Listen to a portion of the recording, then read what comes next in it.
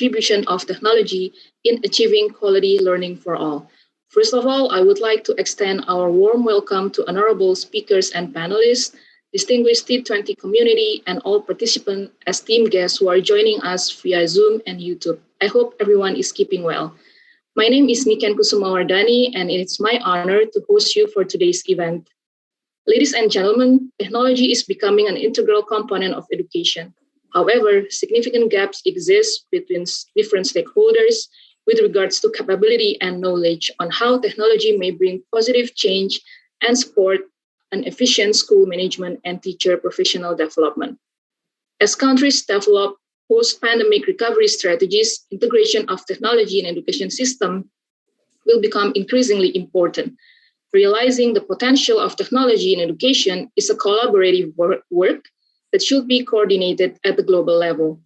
Continuous innovation, learning, and sharing of experiences in the design and integration of technology in education system in both developing and developed countries will be essential in shaping the future of education.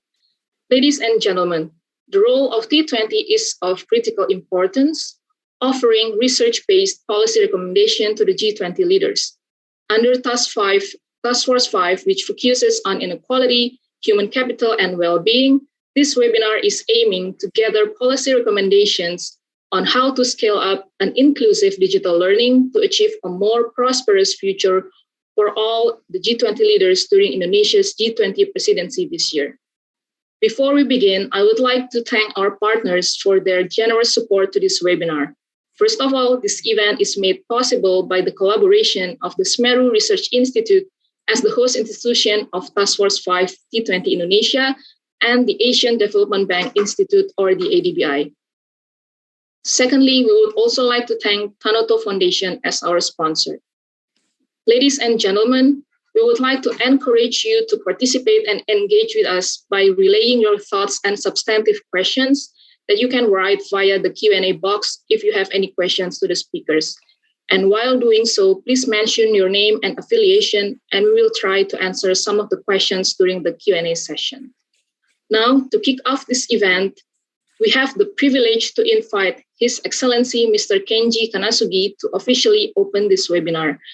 His Excellency Mr. Kenji Kanasugi is Ambassador of Japan to the Republic of Indonesia. Before assuming his current position, he worked at key posts of the Ministry of Foreign Affairs of Japan. Now, without further ado, let me invite His Excellency Mr. Kenji Kanasugi to give his opening remark. Your Excellency Mr. Kanasugi, the time is yours. Well, thank you very much. Good afternoon. Selamat siang, Mr. Tatsushi Sonobe, Dean and CEO, Director of Asian Development Bank Institute, Ms. Wijayanti Isdioso, Director of the Semeru Research Institute, host institution of Task Force 5, T20, His Excellency Heri Ahmadi, Ambassador of the Republic of Indonesia to Japan and good friend of mine, all the distinguished speakers, participants, ladies and gentlemen. As was introduced, I'm Kanasugi Kenji, Ambassador of Japan to the Republic of Indonesia. Thank you very much for inviting me to this webinar today. On behalf of the government of Japan, I would like to take this opportunity to say a few words about Japan's experience. In a new era of technological innovation, the use of ICT is a part of daily lives in our society. We know that all of us are joining this webinar from all over the world, but we don't feel the distance separating us. In Japan, we have accelerated our plan to provide one computer for each student. We have implemented this plan to maximize our children's potential by making effective use of ICT and to realize equitable and individually optimized learning. As we have been taking up these challenges, we are faced with the COVID-19 pandemic, and we became required to deal with it. Teachers and students have had a very hard time getting used to online classes, and numerous efforts have been made to provide better education to children through trials and errors. When they began to teach using computers, a number of challenges arose. The digital teaching know-how at schools remained insufficient, and teachers required support. To ensure learning, it is important to provide digital learning content available enough, even at home. Accordingly, the Ministry of Education, Culture, Sports, Science and Technology in Japan has launched its Children Learning Support website, which collects and provides digital learning content developed by various stakeholders. This centralized platform makes available a number of supporting tools, such as learning support videos made by Boards of Education and education programs produced by TV stations. By the same token, the Embassy of Japan in Jakarta initiated an online embassy visit program for educational institutions in Indonesia. This online program delivered opportunities to enjoy learning about Japan, its culture, through quiz competition as well as cultural demonstrations. We are happy to share with you that approximately 1,100 junior high and high school students have enjoyed this program from all over Indonesia. Utilization of cutting-edge ICT technology and educational big data explores the transformative potential of learning, subsequently leading to the creation of learning effects that have never been acquired before. In addition, with a view to realizing no child left behind society, we need to ensure basic academic skill as well as social and communication skill for children, which I think make them more successful in our future society. To this end, a matter of crucial importance is enabling optimum learning, that is to say, promoting equitable and individually optimized learning that caters to the individual needs of each child and their current situation.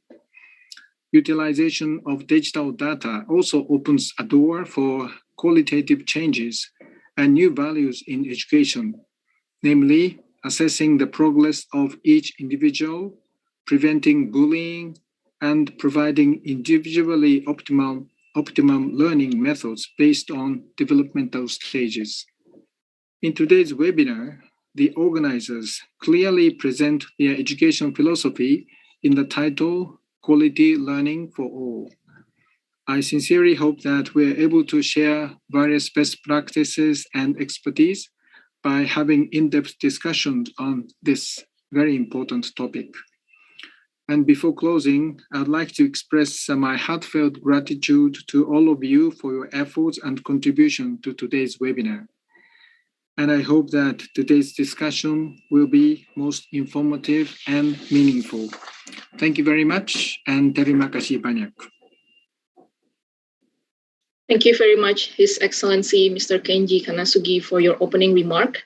We are grateful to have you officially open this webinar. Next, we also have the privilege to invite His Excellency Mr. Heri Ahmadi to provide second opening remark.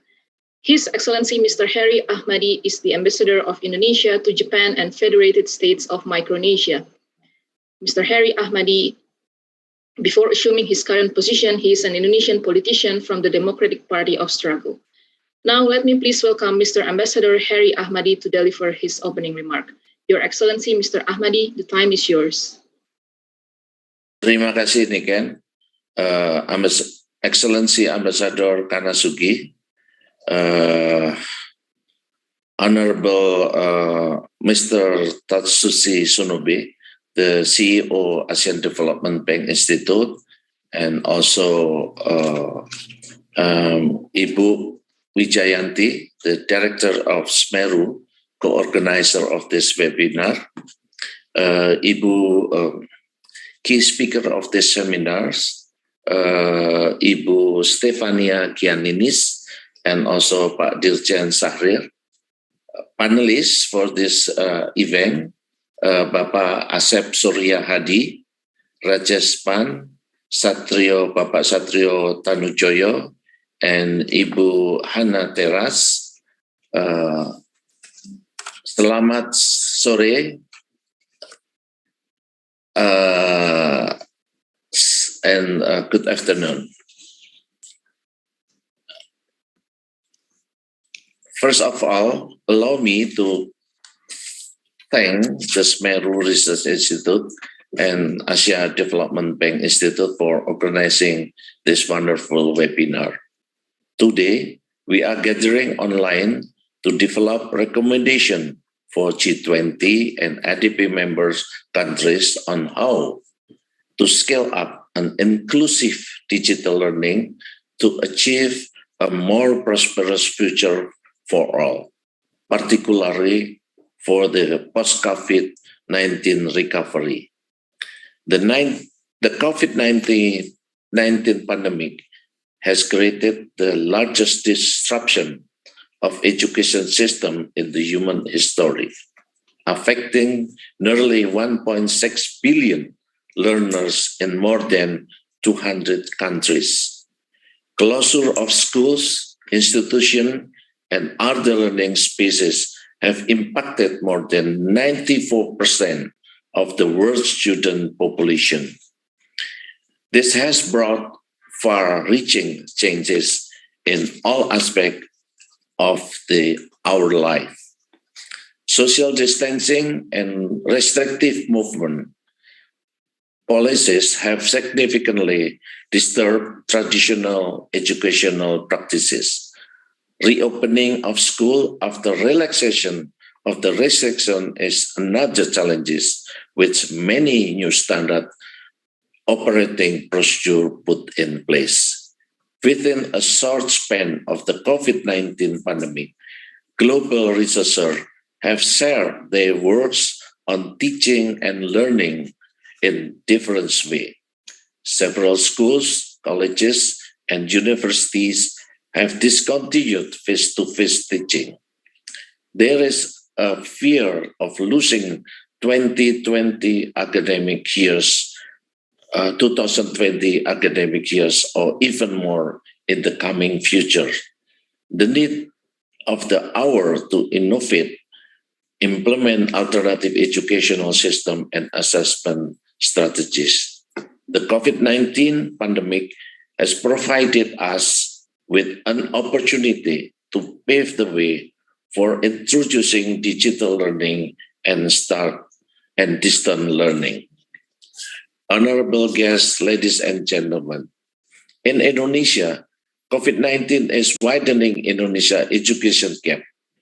In 2020, the pandemic resulted in the immediate closure of 530,000 schools and rapid shift to distant learning for 68 million students. The pandemic brought towards many digital learning innovation and investment in technology, but it also widening existing inequities in education for many children. Many low-income students and teachers in Indonesia do not have digital device or skills required for home-based learning. In 2020, 67% of the teachers reported difficulties in operating device and using online learning platform. Children with disabilities are worst affected, as many have been unable to access services required for their personalized learning. It was estimated 4.4 million children and adolescents aged 7 to 18 years were out of school, and only 55% of children from poor families are enrolled in secondary school. The World Bank estimated that the pandemic-induced income losses for families could lead to 91,000 children dropping out from school in Indonesia. As the representative of Indonesian government for Japan, Indonesian Embassy has been trying to contribute to post-COVID recovery in education sectors. In higher education, we have facilitated the cooperation between the Arterial Research Educational Network in the Asia Pacific, ARENA PEC, and the Indonesia Research and Education Network, IDREN, to connect the Indonesian Research and Education Network to the global RAN, which is very high-speed line of the 100 gigabyte per second from Brawijaya University to Guam for the next 15 years in 2022. The cooperation will be signed in this coming September with the RAN from Japan. This agreement marks a huge leap forward for Indonesian research and education sector and put Indonesia on the par with the other G20 partners in terms of connecting to the global RAN. Until now, IDRAN has been connected to the global RAN via a 1 gigabyte per second speed line with the Bandung Institute of Technology as the gateway. The 100 gigabyte per second Arena Park speed line will be gateway at the Brawijaya University, will increase network capacity and reliability for the worlds of research and education in Indonesia with the two main international routes. In primary and middle education level, Indonesia's school in Tokyo has been given a mandate by the Ministry of Education, Culture, Research and Technology to serve Indonesia citizens living not only in Japan, but also in Hong Kong, China, South Korea, and Taiwan by distant learning system. This mandate ensured that all Indonesian citizens living in East Asia will get education. Indonesia Embassy has also developed a program called Distant Course for 3 subjects, which is Bahasa Indonesia, Civil Education and Pancasila, and Religious teaching for Indonesian citizens living in Japan who go to Japanese school. These 3 subjects are foundation of national identity, but are not taught in the Japanese school. Ladies and gentlemen, the issue of learning poverty and inequality in education during the COVID-19 pandemic have been discussed in the Italy presidency in 2021. During the education workshop group session, member countries have shared their education recovery initiatives such as implementing online learning and blended learning, strengthening teachers' digital and pedagogical skill, and updating approach and methodologies in teaching. I do believe that through today's webinar, some of those initiatives can be improved and strengthened so education can be fully recovered from the pandemic, and the quality learning for all will be achieved in accordance with the SDG goals number 1, no poverty, and number 4, quality education. I thank you and have a wonderful afternoon. Thank you very much. Arigatou gozaimasu. Thank you very much, His Excellency Mr. Heri Ahmadi, for your excellent opening remark. Indeed, we are grateful to have not only 1 but 2 ambassadors to kick off this event.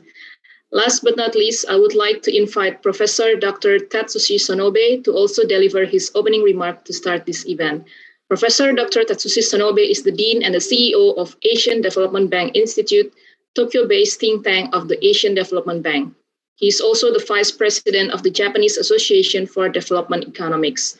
Before joining ADBI in 2020, he was the Vice President of the National Graduate Institute for Policy Studies in Tokyo and the Professor of Economics at Tokyo Metropolitan University. Now let me hand over the screen to Professor Sonobe for his opening remark. Professor Sonobe, you may please have the screen now. Distinguished speakers and participants, good day from Tokyo. It is great pleasure and honor to provide some opening remarks for this important webinar. My sense of honor and pleasure is even greater because I'm speaking following our ambassadors, His Excellency Kenji Kanasugi and His Excellency Heri Ahmadi. I'm sorry that some urgent tasks prevent me from attending this webinar in person or even online. My name is Tatsushi Sonobe. I'm Dean and CEO of Asian Development Bank Institute, or ADBI. I'd like to thank the Sumeru Research Institute and the T20 Indonesia Secretariat for having ADBI as a co-host the webinar on the important topic of education technology can be used to achieve quality learning. Many low and medium income countries had already been facing a learning crisis even before the pandemic. Despite near universal primary education attainment, it was said that more than half of children in these countries could not read a simple text by the age of 10. Many people complete their formal education with very low foundational skills without acquiring sufficient skills to perform well in workplace. A possible solution is the development and adoption of education technology. It has a variety of types, ranging from just showing videos in which top teachers teach, to text or phone-based tutoring, providing students with a laptop and adapting a personalized technology that delivers content according to students' needs. During the COVID-19 pandemic, schools were closed for extended periods in virtually all countries. To counter the negative effect of school closure, technology has been introduced in education at an increased speed. The effectiveness and the efficiency of introducing technology in education, however, has only mixed evidence. There are episodes of counterproductive uses of technology. Relatively few education technology products are well designed to meet the needs of students. This is the current state of affairs. To integrate technology into the education system successfully, more careful analysis, planning, and execution are needed. This webinar will discuss ways to maximize technology's potential to deliver equitable, high-quality education. It will highlight strategies for enhancing the design and the integration of technology in education systems, drawing upon experiences and lessons learned in developed and developing countries. I'm pleased to welcome Keynote Speeches from Stefania Giannini from UNESCO and Iwan Sharil from the Indonesian Ministry of Education, Culture, Research and Technology, and also the chair of the G20 Working Group on Education. The panel discussion will be moderated by the lead co-chair of the T20 Task Force 5, Asep Surehadi. We will have a lively panel discussion featuring Rajesh Pants from ADB, Professor Hannah Terras from Tampere University of Applied Sciences, and Satorio Tanujoyo from Tanoto Foundation. In closing, I'd like to thank Vijayanti Isidioso from Sumeru Research Institute for her partnership on T20 in general and this event in particular. Thank you very much for your attention. distinguished speakers and participants. Thank you very much, Professor Sonobe, for your speech, which concluded our opening remarks session. And I'm excited to announce that we are now about to begin the keynote speech session. We will have two distinguished speakers for this session. For the first speaker, we are humbled to invite Ms. Stefania Giannini to deliver her talk.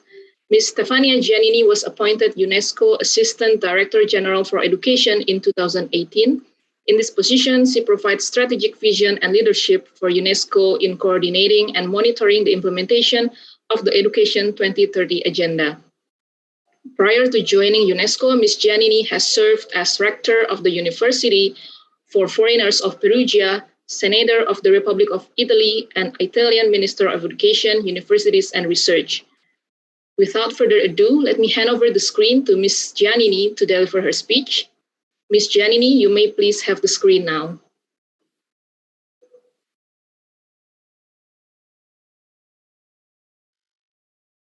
Greetings to all joining this event on the contribution of technology to achieve quality learning for all. I thank the Semeru Research Institute in Indonesia for hosting the Task Force on Inequality, Human Development and Well-being, and for inviting me to speak today. I very much appreciate it. Thank you so much. We are pleased to be working closely with the Ministry of Education of Indonesia to prepare the G20 Education Working Group report and to share perspectives on the final ministerial declaration. Well, the story of the role of educational technology in the past year has changed from one of response to recovery as countries design strategies to improve their own education systems. We find programs and policies in all countries encompassing attention to the access, inclusion, and educational management, showing especially how digital technology is being integrated across the board with a longer-term vision. And this is maybe the most important point. Drawing on lessons already learned from the pandemic, ministries of education are acting on two fronts, basically. First, to target systemic education inequalities in a very innovative ways. And second, to ensure that education systems should really prepare learners for public life increasingly influenced by digitalization and datafication. This has led to many holistic approach to digital transformation in education, for example, through the Youth Digital Education Action Plan or South Africa's white paper on e-education. As most G20 schools have reopened, the emphasis is shifting from connecting individuals to connecting classrooms, keeping in mind that connected individuals is still the priority and it's about the future of technology in education. This means investment in hybrid and blended learning and in integrating digital skills into school and teacher training curricula. Well, we must act to steer technology and not to be steered by it. Teachers should be involved in every step of the process. Now more than ever, the public and private sectors must work together to ensure that pedagogy drives the development of a tech that support teachers rather than the other way around. As the use of digital technology expands, so does the need to protect learners' rights to safety, security, and privacy through clear regulatory frameworks. And this is a very sensitive point, as you know. In many G20 countries, we are seeing increased investment in cybersecurity and data privacy training, which is a first step in the right direction. The bottom line is that every education system has to harness the potential of digital technologies to address issues of access and quality, and to gear learning to the ever-evolving demands of the digital age. Digital skills have become actually foundational. We will only succeed by putting inclusion at the center of this process and acting in solidarity. This is, of sure, UNESCO's approach. In March 2020, we launched a global education coalition at the peak of the pandemic, which is now counting around 200 members from the public and the private sectors. They are working together to ensure learning continuity and to empower teachers and learners with digital skills. With a set of partners, we have developed a global declaration on connectivity in education that puts forward three basic principles for an inclusive transition. First, it's about focusing on the most marginalized. Second, it's about expanding investment in open, free, high-quality digital contents. And third, it's about supporting pedagogical innovation. Commitments to digital inclusion will be a key topic, a key feature of the UN Secretary General's Transforming Education Summit that will be convened, as you maybe know, this year in September in New York. UNESCO is leading this process, involving extensive national, regional, and global consultation to mobilize commitment and actions. Our long-standing collaboration with the G20 is in the same spirit. It's a vision. It's a vision of multilateralism geared towards recovering together, sharing knowledge, and advancing education as a real preeminent public common good, the foundation of a more equitable and sustainable future for all.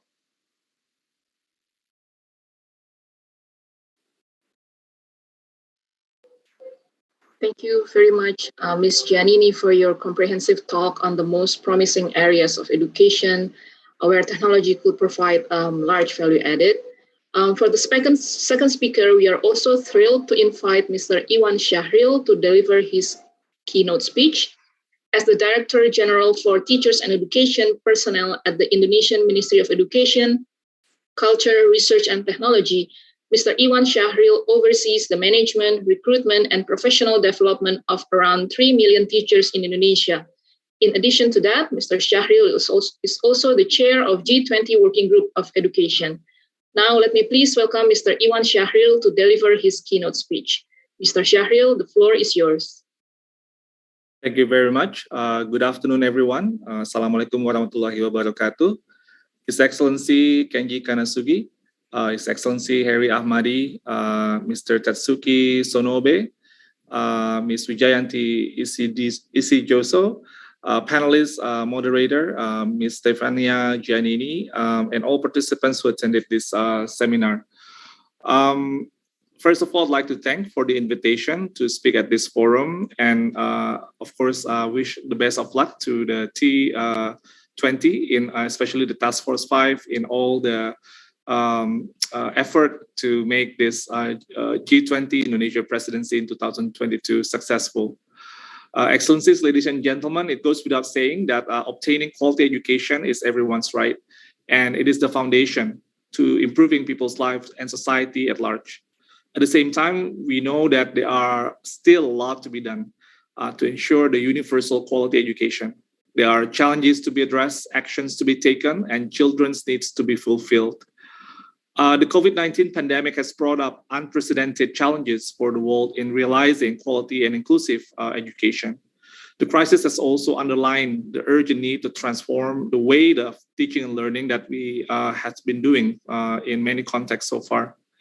At the beginning of the pandemic, schools were closed to contain the spread of the virus, marking a tough and sudden shifting and adaptation towards distance learning. And it has also severely impacted our students' learning achievement worldwide.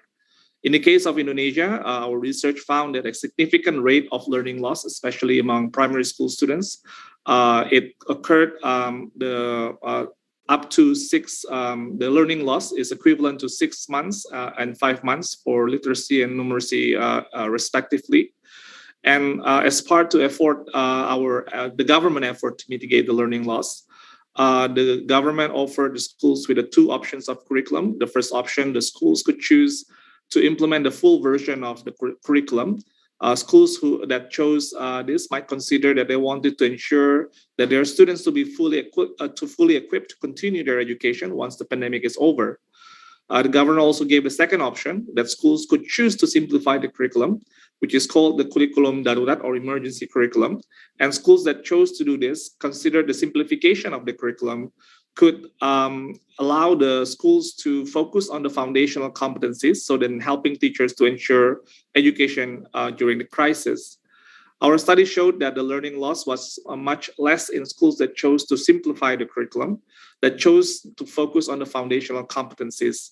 And therefore, the Indonesian government, as a result, introduced the Curriculum Merdeka or Emancipated Curriculum, which is a prototype curriculum, which has the framework that is more flexible and more simple and also has less content. It provides dedicated time for interactive and collaborative problem and project-oriented learning.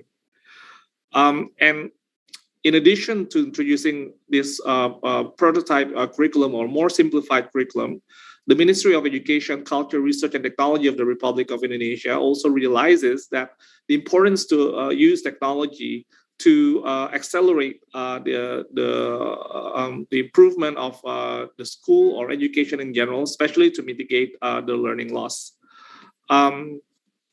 We know that just to give you like the context of Indonesia, we are as a world's largest archipelagic country. We have 52 million students, 4 million teachers, and more than 400 schools spread across the 70,000 islands. Not to mention about the diversity of culture and the socioeconomic backgrounds of our students. And therefore, the commitment to ensure that every child guaranteed the basic right of quality education is definitely an immense challenge. Yet it does not stop us from putting quality learning for all Indonesian children, the primary objective of the education transformation, which is called Merdeka Belajar or emancipated learning policy. And we learned that, especially, of course, just like all countries in the world, the disruption also brought a new momentum for adoption of digital technology. We learned that the strategic, well-measured use of digital technology can be beneficial in closing gaps to access quality education. The newly released platform called the Merdeka Mengajar platform or Emancipated Teaching platform wonderfully connects Indonesian teachers who are physically separated by mountains and sea, allowing them to learn and share with each other, which is they can share about their best practices or excellent ideas in teaching. We also use this platform to simplify so the technology can also be used to simplify the administration for schools by creating the e-commerce platform for school managers to optimize the process of school facilities procurement, while at the same time supporting local business owners by encouraging them to offer their products to schools. With this innovative move, we lowered the burden of paperwork that school principals have been dealing with for decades and made school supplies more sustainably sourced. We believe that technology has not only become a necessity in the current days, but also an opportunity for us to move forward towards a better future. The Indonesian government has also provided several policy packages to improve the competency of the teachers to become more proficient in using technology in teaching and learning. Because we believe that it's not enough just about us providing the infrastructure and the system, but most important of all is developing the human capacity. And the implementation of these policy packages to improve the competency of the human resources has a profound impact.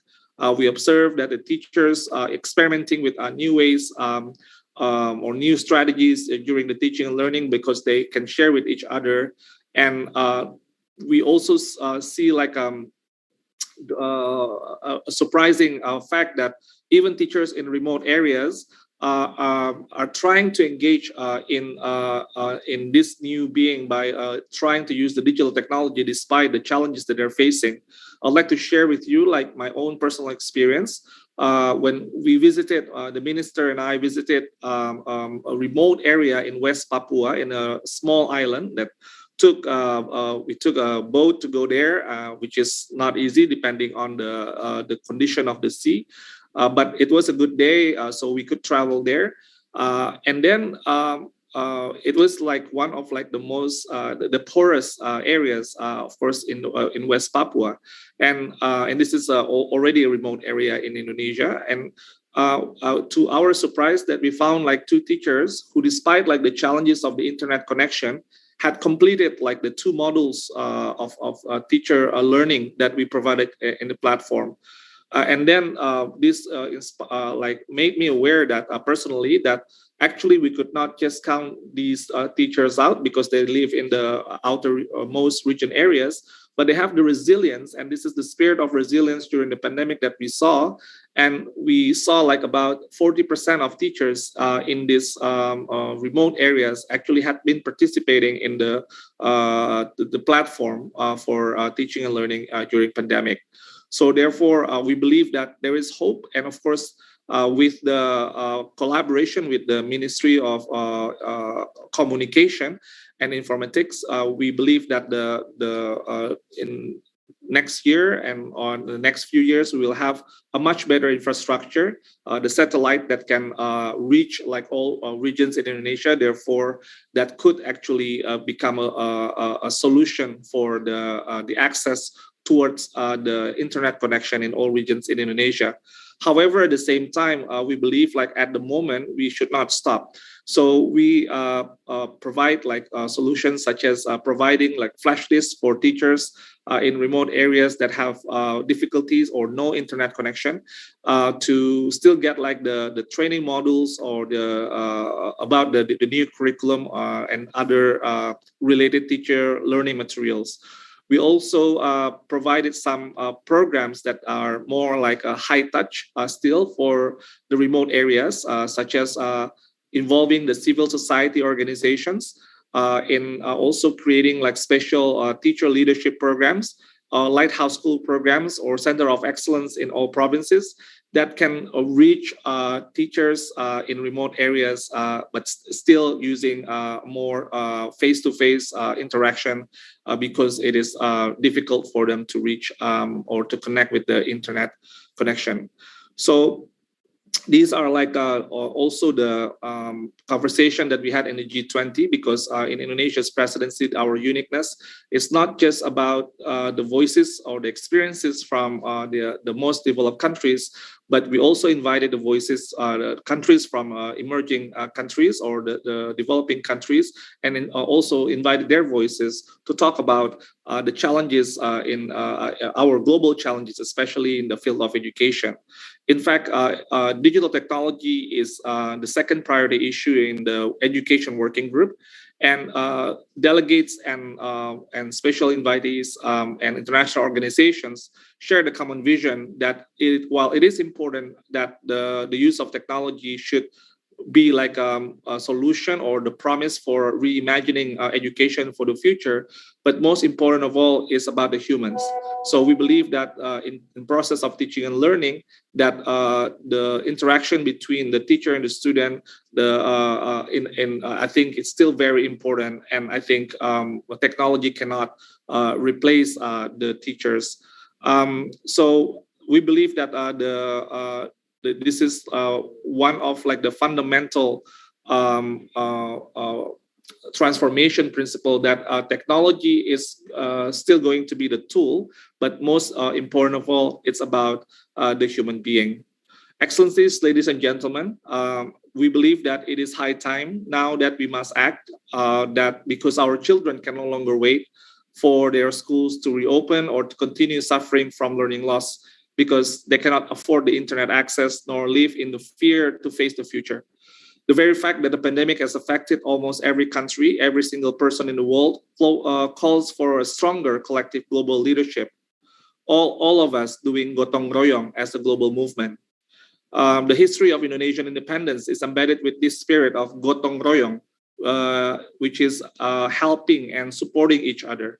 It was with this spirit of gotong royong we imagine having full independence to define who we are as Indonesians and build this nation.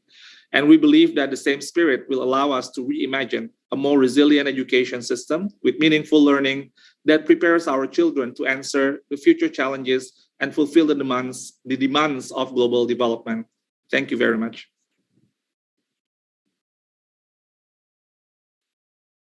Thank you very much, Mr. Syahril, for your excellent speech on Indonesian experience on introducing tech in education.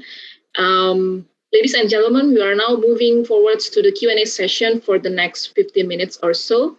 I would like to invite those who have questions to type their questions in the Q&A box right down below. But unfortunately, due to the fact that Ms. Giannini is not here with us at the moment, we are only able to pick questions which are addressed to Mr. Iwan Syahril. Okay, so Pak Iwan, I think we already have the first question for you. I will read it. Research has shown that there are approximately 50 kinds of natural abilities possessed by people, including children, in 7 categories. Can education be considered complete without an explicit program to identify each student's profile in these areas, teaching to them, developing match competencies, and helping the students to employ them? Is there an appetite for using digital means of engaging in such comprehensive evaluation at key points of their educational experience? You may please answer this question now, Pak Iwan. Okay, can you repeat the question? I think I'm a bit lost in terms of like the 15 competencies or profile.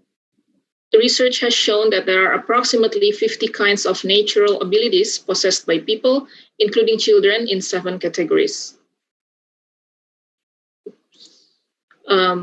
Can education be considered complete without an explicit program to identify each student's profile in these areas, teaching to them, developing match competencies, and helping the students to employ them?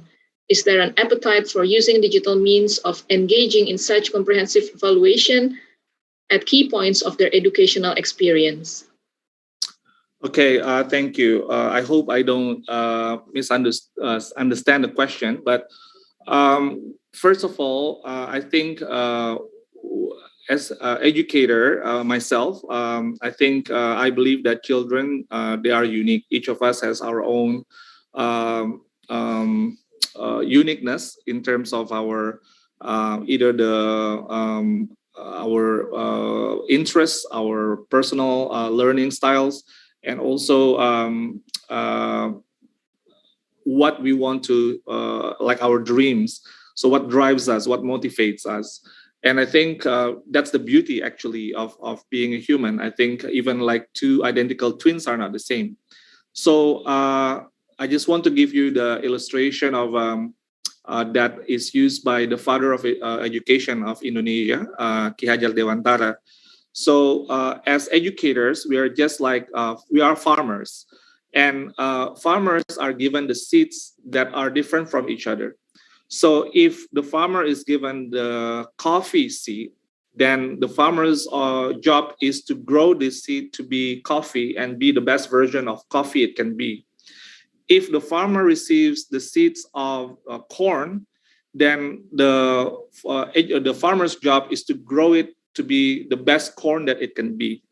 So as educators, I think we need to pay attention to what kind of uniqueness, what kind of potentials that the students that we have with us, and then and try to stimulate and give the rich learning opportunities for them to grow and to be the best version of that they can be. I also personally believe that society, we need diverse talents to flourish. Civilizations need that. We cannot just like focus on just like single, like if we rank it, oh, this is like the top rank, just like before. Indonesia has changed our evaluation system, previously based on like the content-based assessment, where, like math or language, science, as like, okay, these are important subjects, and then you need to pass like the test for these very high stake exams for these subjects, selected subjects, and then that's it, and created like a like hierarchy within the subjects. And we believe that that's not the way to go for the future. We believe that we need to first, what we need to focus on instead of these subjects is the foundations to be lifelong learners. So therefore, we believe that literacy, numeracy, and character, which are, like these are found like in all subjects, and these are needed for our human resources in the future, in our development, to continue learning. And in the era of disruption is the new normal, then your field of job can be, replaced by machines. And then we need to learn like new skills. And with the longer lifespan, because of the better knowledge in health, we will be more productive, and therefore we will keep like the human resources now in the future need to continue learning to adapt and therefore to continue learning. Without the ability of like lifelong learning, I think it will be a disaster for us, and I mean like a society as a whole. So we need human resources that are learners, that are engaged in like continuous learning and have like the skills, like learning how to learn skills. And this is what education should be, at least in Indonesia, that we believe that we should be doing, focusing on these foundational skills, because content can be outdated, and we need also to keep learning like new content all the time. And even like we need to work interdisciplinary, so cross-discipline way of just like interacting, I think it should be encouraged in our education system. We are preparing our children for an era that we don't know what it'll be. Like maybe a few years ago, the prediction of the futurist, 2030, 85%, if I'm mistaken, jobs that will be in 2030 were not created at that time, like maybe 2-3 years ago, this study. So then we can imagine like, how can we prepare our students for the future that we still don't know? So I think the key is to shift our paradigm, instead of focusing on just like singularity of like the most important subjects or the hierarchy of subjects. We need to provide opportunities for all potentials to flourish, and because we believe that the diverse talents are needed for our civilization to become very good in the future. Thank you. Thank you, Pak Iwan, for your comprehensive answer. I totally agree with what you just said. So we have the next questions. I think this one is addressing the learning equality. So the question is from Alia and Nadifa. The question is, does the G20 education working groups have a specific plan to strengthen international partnership to ensure education technology can improve learning equality within and across countries? Please, Pak Iwan, your answer. Okay, the answer is yes. In fact, we have like 4 priority issues or agendas in the education working group. The first one is universal quality education. Second one is digital technology in education. The third one is solidarity and partnership. And the fourth one is the future of work post-COVID-19. After issuing the issue note, we discussed about these 4 priority agendas in the first meeting, and then we conducted like a survey among like the G20 countries and invitees. And the first draft of this report, and also this is what was suggested by the member countries, was to use the solidarity and partnership as the foundation, one of like the key elements in the framework of recovery or transforming education. That is actually the used by in the report, the solidarity and partnership. Actually, the report uses that also the term gotong royong. So gotong royong inspires the countries in the G20 in education working group. Because the member countries and the invitees or international organizations believe that it is with the solidarity and partnership can we be engaged in reimagining the future of education, including the use of technology. The use of technology, of course, it's not the same context in all countries. Bear in mind that in G20 countries, we have representatives from the African continent, the European continent, the Asian continent, Australia, and America. So then it's very diverse, the perspectives, and we see that we while each country has their own uniqueness, and maybe we need to differentiate strategies, and that also we can share with the rest of the world. But the foundation, how we can help the technology to fulfill its promise, especially in the access of education, providing also the quality of education and equity, should be based on the spirit of solidarity and partnership. And gotong royong actually is the one of like the key concept that we hope. There was also the proposal in the last second working group meeting, which just ended last week. It's still fresh in my mind. and that the member countries also proposed that we could bring the results of the education working group to the Transforming Education Summit in the UN in September.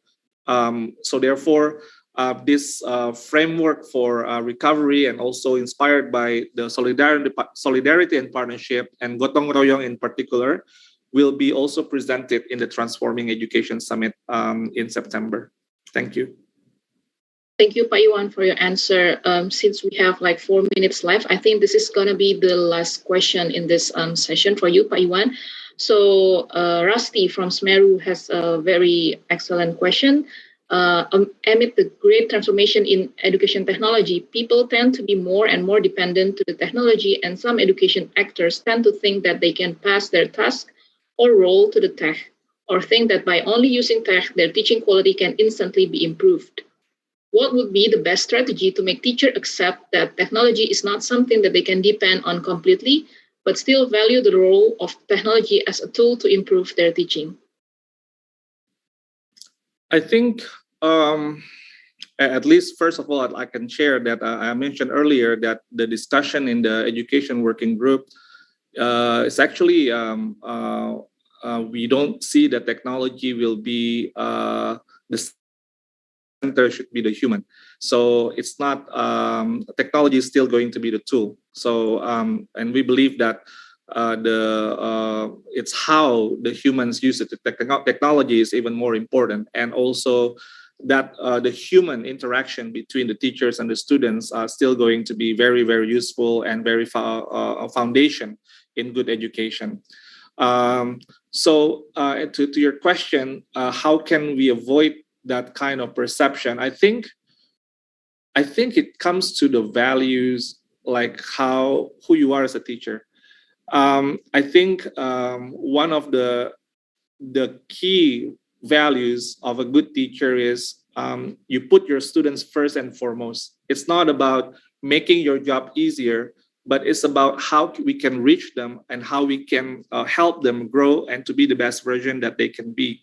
So if we are committed to putting students first and their learning, I believe that no educators will just like, we can just like pass everything to technology, because it's not going to be enough. I think again, like the focus is about the students and their learning, and I think as much as technology is fantastic, with the machine learning and all, with the artificial intelligence and virtual reality and so on, I think it still cannot replace that human-to-human connection. Just like us, we can imagine, like, if we are in the same room now, the energy is going to... And communication is about not just listening to voices, but also the non-verbal communication. 90% of communication is non-verbal. So I think that part still cannot be replaced by machine, and especially the interaction between a teacher and his or her students. You cannot replace that, the non-verbal aspects of the interaction. And I think the climate, the classroom climate, the school climate is going to be very important, not just about sharing the information or doing activities, but these, like, the non-verbal aspects of human being will be even more important. And I think any good teacher will agree to that you need to put your students first and foremost and their learning, and to provide like the best quality of education that you can give them. And I think there are limits to what technology can do. And I think being a human, it means being a human. We are not machines. Thank you. Thank you. Thank you very much, Pak Iwan, for responding to all the excellent questions. Ladies and gentlemen, we have now reached the end of the Q&A session for the keynote speaker session. Thank you very much for everyone who is actively participating by posting questions through the Q&A box. We now have to move on to the next session of panel discussion. For the next 25 minutes, we will have a panel discussion where we have the privilege to have 3 distinguished panelists with expertise on education technology to share their knowledge with us. First of all, we will have Mr. Brajesh Pant, Mr. Brajes is the Chief of Education Sector Group at the Asian Development Bank with over 25 years of experience as project team leader, head of project administration unit, lead education specialist, and chief of education sector in ADB. Mr. Pan holds master's and doctorate degrees in education, administration, planning, and social policy from Harvard University in the US. Our second panelist is Dr. Hannah Teras, who is a principal lecturer in digital learning environment at the Tampere University of Applied Sciences in Finland. Her research interests include digitalization and its sociological impacts, online pedagogies, authentic learning, and adult and professional learning. Dr. Hannah has over 20 years of experience in digital learning in higher education in Finland and Australia, where she has led various national and international projects and publishes actively in high-quality outlets. Our third speaker is Mr. Michael Susanto, as Head of Strategic Planning and Partnership at Tanoto Foundation, an independent philanthropic organization with a global mindset that believes the transformative power of quality education accelerates opportunities. He is responsible in creating an impact-driven and effective philanthropy, as well as nurturing strategic partnership and building talents through which the organization is able to position itself in thought leadership. We are delightful to invite Dr. Asep Suryahadi to lead the panel discussion. Before I hand over the screen to Pak Asep, please let me introduce him briefly. Dr. Asep Suryahadi is the lead co-chair of Task Force 5 of T20 Indonesia, which focuses on inequality, human capital, and well-being. Dr. Asep Suryahadi is also a senior research fellow at the Semeru Research Institute. Additionally, he also served as member of the editorial board of the Bulletin of Indonesian Economic Studies at the Australian National University. Without further ado, I would like to hand over this session to Pak Asep. Pak Asep, please, the floor is yours. Thank you, Niken, for the kind introduction. And also thank you and welcome to all the panelists. I trust we can have a productive discussion in our session today. So I would like to start our discussion with a question to Brajes. Yeah. We noticed that ADB is quite active in digitalization initiatives in various sectors, including in education. So can you tell us the latest thinking of ADB on education technology, in particular, why and how it can help with learning recovery post-pandemic? Please, Brajes. Yeah, thank you. Thank you very much for that question. Let me make a short presentation, which will be uploaded. Good afternoon to all. It is a great pleasure to join this webinar. Asian Development Bank recognizes educational technology's potential to help transform teaching and learning by addressing two binding constraints: inadequate pedagogical practices and education governance to prepare self-directed 21st century lifelong learners. I will highlight how we could conceptualize and support digital learning by drawing on global good practices and lessons learned to ensure learning for all. The monumental disruptions of COVID-19 on education have been unprecedented and dramatic. Equally dramatic has been the uptake of digital learning globally. This has amplified the dilemma that the education sector is encountering: pre-existing learning crisis exacerbated by the pandemic, despite impressive progress on access and glaring digital divide, threatening the most vulnerable target groups that need the greatest support. The current situation calls for scaling up learning for all at affordable and sustainable cost. For all the students to complete a good quality secondary education instead of only a small share of primary level students completing a full secondary education of quality, as is the case in many countries, digital learning has the potential to make it possible for all school-age children to enter, complete, and learn a full cycle of much better quality secondary education and continue to pursue further learning. We need to underscore an ecosystem approach to approach. To identify and institutionalize an effective digital learning system, we need to ascertain if it can ensure learning for all, it is cost-effective and affordable, and it can be scalable to include everyone.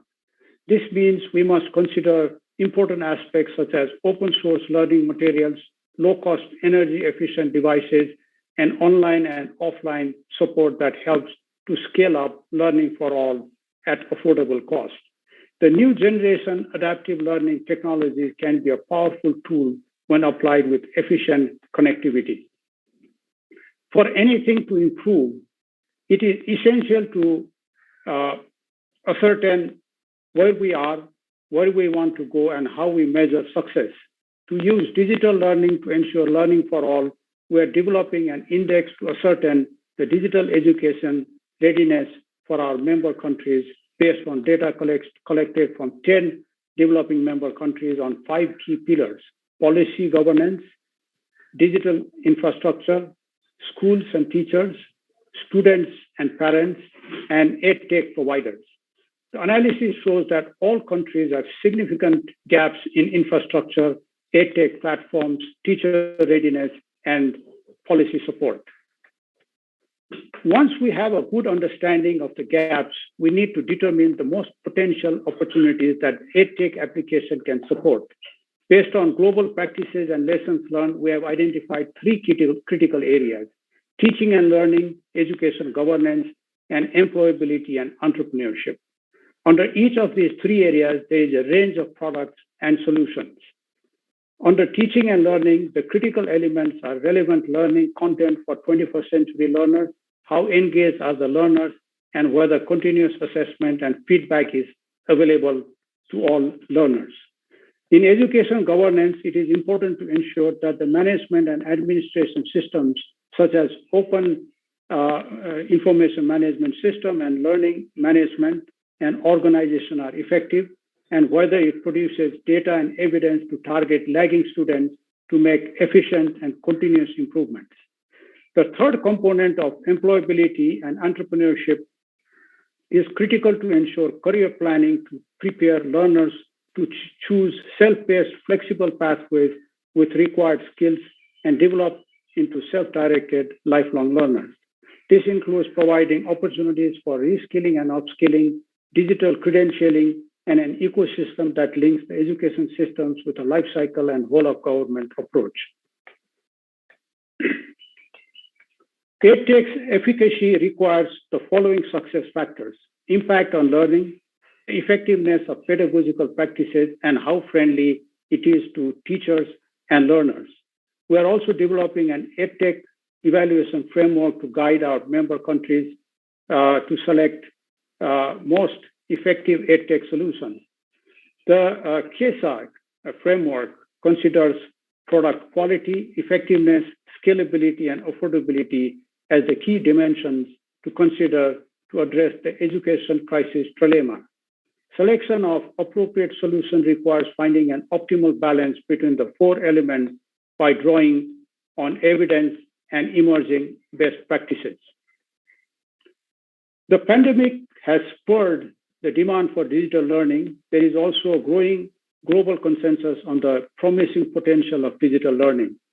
We believe that technology has the potential to transform education by helping to scale up learning and equity with sustainability. In many of the programs listed on this slide, we'll have pilot programs to test different solutions and approaches within a coherent framework.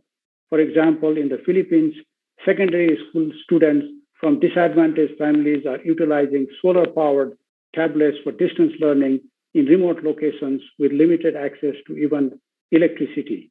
And in Indonesia, ADB is supporting the piloting of blockchain-based digital credentialing in higher education. To support the ADB-funded Edtech projects, we intend to work with partners and utilize emerging knowledge and best practices to complement and fill in gaps. In the coming years, we'll refine and improve the digital education readiness framework and the evaluation framework to collaborate with our partners to support our DMCs, member countries, to improve their education systems with the ultimate objective of ensuring learning for all by supporting the teachers, education leaders, learners, and parents, not replacing them. Thank you very much. Back to you. Thank you, Brajesh. It's a comprehensive answer to my question. Now I would like to turn to Hannah. You have done several research related to the topic of education technology. Can you give us some highlights of your findings and also if there are differences between developed and developing countries? Please, Hannah. Thank you very much for the question, and I too would like to respond by telling a story.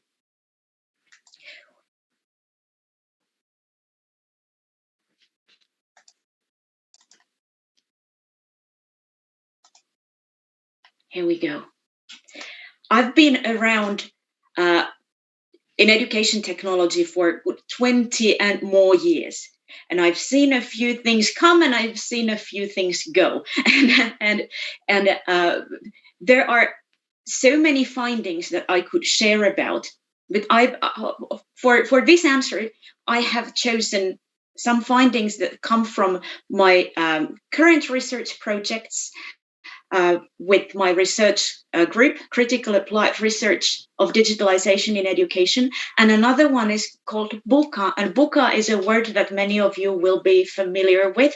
This is a project that I also lead, where we have partners from Indonesian universities and Malaysian and Philippine universities as well. And of course, as we have hit the pandemic, all of a sudden, technology has become an even bigger question in education than it was before. It has been, but now all of a sudden, everyone has woken up to the reality that technology is here. And when we've been forced to do social distancing, we have had schools closed, universities closed. All of a sudden, we have been in a new situation, as we have heard today from many speakers. And technology, of course, is wonderful. I believe in technology. I've been working with educational technology, as I said, for 20 years. And I believe one of the great things that technology can do is improve access, improve opportunities for learning for people who are not able to come to a campus environment through different distance learning solutions, hybrid learning solutions, and things like that. So I think technology is wonderful. But having said that, one thing that worries me a little bit is that we are telling all these stories of technology, how technology becomes the shining object, like something that by itself has the capability of saving the day and saving the world. And I have to say, I was greatly enjoying the fantastic keynote address from Iwan Sharil, where he talked about the same things, how we shouldn't focus on the technology. But we have all these narratives from popular culture about how technology saves the day. In science fiction, I think many of you will know Iron Man is one of my favorite superheroes, and his ability to save the world is very much reliant on technology. Another example, technology for learning. Perhaps some of you will remember the late 90s classic movie, The Matrix, where this main character, Neo, is learning all these fantastic skills and competencies simply by downloading them straight into his brain through this wonderful technology.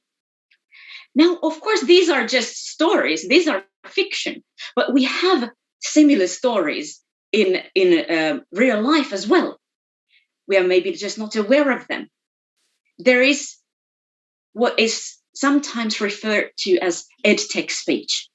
And this too is a story. It's a powerful narrative of how digital technologies somehow are supposed to have the capability to revolutionize learning. Now, those of you who have been around in teaching and learning and research of teaching and learning for some time, you will recall having heard this story over and over again, how different technologies for good 40, 50 years have come and revolutionized learning. Computer assisted learning and CD-ROMs were supposed to revolutionize learning, and all of this. Now it's artificial intelligence that is supposed to revolutionize learning, or learning analytics. It's always a new thing, and it's always coming to revolutionize learning. This, of course, is a story. Learning is still very much the same. People still learn the same way as they always did. This has not changed. Now, another narrative that keeps repeating is that education is somehow broken, and technology will be able to fix it. Education is outdated. It's somehow not up to date. But if we take technology and put it in there in learning, now all of a sudden it's all current, it's all relevant, it's all good again. This too is a story. It's just a story.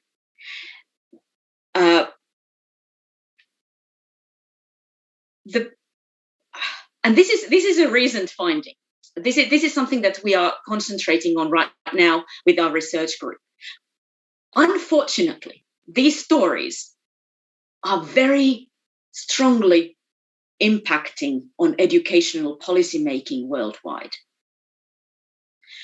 So national educational visions, policies, recommendations, conclusions about learning, decisions to be made, how should we develop learning environments, how should we develop curriculum, and so on and so forth, are very much constructed by this dominant global story of a technological utopia, so to speak. And some official documents, also in my government, in Finland, we're finding some of these official documents even tend to be based on blogs and vision papers of consulting companies, Silicon Valley Edtech companies, and the like.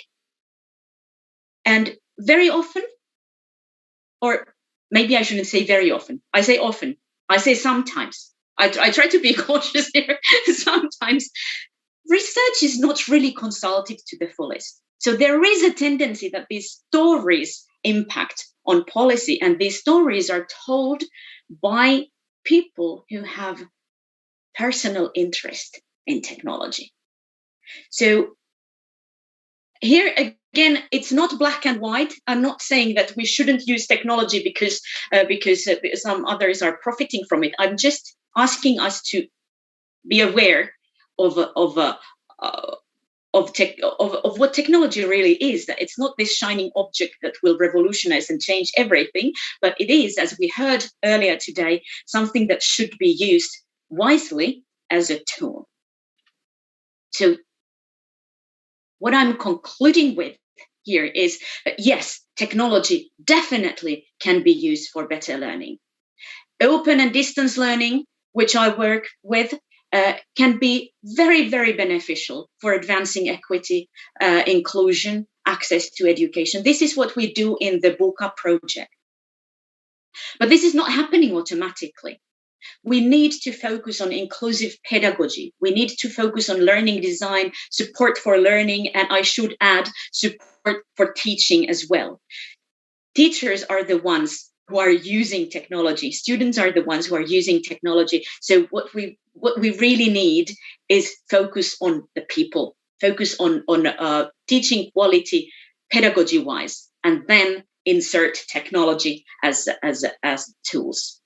We talk about pedagogical accessibility as well. So if we only just offer all this infrastructure and these learning management systems and all these tools, but there is no pedagogical skill to build learning opportunities, to build a learning pathway with the help of these environments, then we are we can be in a situation where we have these shiny things, but no skill to really use them in a beneficial way. So therefore, my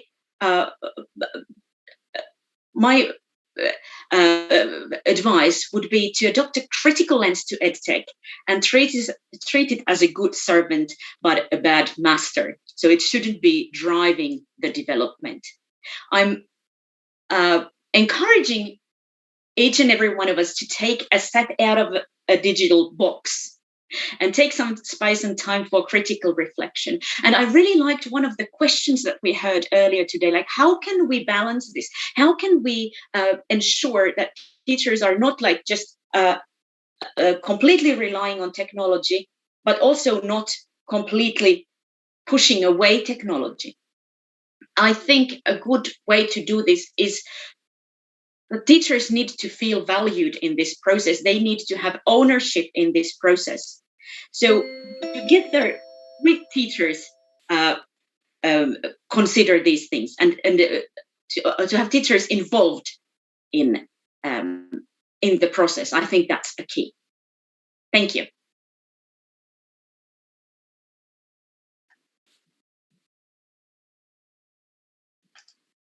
Thank you, Hannah, for your thought-provoking perspective.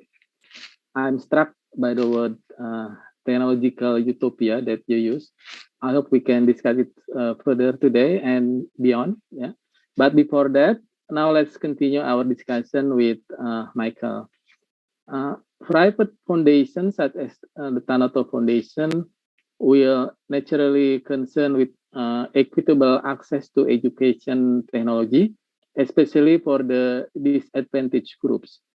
So based on your experience, what do you think the roles of private foundation can do to support the development of education technology to improve learning for all? Please, Michael. For the wonderful question. And I also have prepared a presentation to answer your question, if you may share the presentation. But first of all, let me just say good afternoon to you all and hope you are all well. And on behalf of our trustees and CEO, we would like to extend our gratitude for the opportunity. Now, let me just give you a brief picture of what Tanoto Foundation is. Tanoto Foundation is an independent philanthropy organization founded by Susanto Tanoto and Tina Binki Tanoto. If you can move to the first slide, please.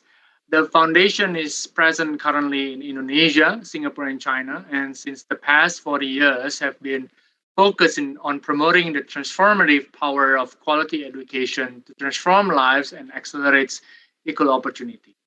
Next slide, please. Now technology integration, specific to the education ecosystem and landscape, is an interesting discussion to have, not to mention growingly important. And the answer to the question is about how we as a philanthropic organization have engaged with Edtechs. Now, our survey to approximately 1,500 teachers and 2,200 parents in 5 partner provinces in mid-2021, when a second wave of COVID-19 hits Indonesia and schools continue to be closed down, had shown the imbalance of use of education technology when bring to context the condition at school implementation. Amidst the pandemic, there had been almost 2 years with schools remain closed. Only 3% of teachers had used the more sophisticated media to support distance or blended learning. More universally and seemingly simpler to use platforms were most used, not as a substitute to teaching, but rather limited effort on mitigation. At home, however, parents had become increasingly involved in their child's education, and this is one of the good things that actually the pandemic had caused. Parents' support became crucial, if not the edge to limit learning loss. However, parents have shown that they themselves needed some sort of support. It was not just the students that needed support, the parents were hungry for better support from the education ecosystem. As such, these things must be considered when creating solutions for education, especially for learning recovery, and by all actors, including philanthropy. Differing digital literacy and parents' engagement and contribution in their child's education, again, to address education inequality. Next slide, please. Now, over the years, Tanata Foundation had been positioned itself as a benchmark for many education actors. Our program in the whole life cycle of education had also transformed amidst the pandemic. What used to be a heavily conventional delivery approach with face-to-face, school-to-school, and house-to-house approach had become fully digital, community-based, and increasingly integrated into the ecosystem. We had also played a catalytic role in a number of key education technology. Let me give you some example here. A platform like Ruang Guru that we partner with by providing our contents to be digitalized by them and to also use their platform as a channel for dissemination is an example. We also work with Kipin, a local digital library and assessment technology that aims to digitalize school. We work with them in impact measurement to create proof points and hopefully improve the technology. And most recently also with Asian Development Institute, we began piloting the High Touch, High Tech program to enable integration of adaptive learning technology to support teachers in teaching mathematics. So we bring the technology and we bring it to the localized context of at school implementation. So basically, we provided a room. We provided our partner schools for them to use it as laboratory to really conduct rigorous impact measurement. So in all of this example, we assisted these enterprises in connecting them also with local government and the education ecosystem. Next slide, please. So let me dive deeper on this more. I need to present from the partnership and scale perspective. In order to reach scale, any program, any Edtech that are being done need to consider a lot of things. Now, previously, when programs are being done offline, more effort is needed to reach a certain scale. A lot of costs in travel, infrastructure, time, and people, for instance. But with technology, this looks entirely different and if not complementary. Let me give you an example. One teacher in our partner school in Java practiced what she learned and posted on Facebook. Another teacher 6 hours away from Papua saw it on Facebook and implemented at his school and posted back. Discussion and sharing of best practices followed, and then more teachers got involved. This is just one simple example as to how technology accelerates scaling up and out. And also to point out here is that educators inherently are willing to share what they know. Now, on top of that, priorities in supporting more education innovation means that we too had to be innovative. So what we did was we established an end-to-end facilitated teacher learning platform called ePintar. We also give grants to fund research in effective ways to implement good practices that education technology companies can actually tap into that resources. We have also created an open access platform for all our education content and for other development organizations to tap into that platform and share theirs to a more public audience. To date, there are more than 10,000 materials that are ready to use and contain best practices in active learning. We also share this with the Ministry of Education platform Merdeka Mengajar.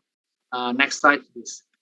Now, part of the advantage, again, to answer your question, Pak Asep, the advantage and cutting edge of philanthropy organization is that the understanding and the culture of a complementarity role with our stakeholder and constituents. All over the world, education system can be complex to navigate, especially for new startups. As no one organization can accomplish much by working alone, we need to work with and be a part of the government initiative and priorities. So we identify and support change makers, whether they are teacher training institutes, education technology companies, and other like-minded organizations. Together, we can join in to create innovation and disseminate best practices in education. We had learned that when we partner with the central government, we also need to partner with subnational and district and communities in that country. Next slide, please. My last slide. Moving ahead, the foundation, basically what we are going to do is to embrace, demonstrate, integrate. Let me explain a little bit. So the foundation is adding more talents. We are reskilling and upskilling our organization so that we can embrace technology to its fullest extent. First, for the delivery of our programs, but also to support more people, more students, through thinking about how we can make better technologies that enable teaching at the right level and personalized learning.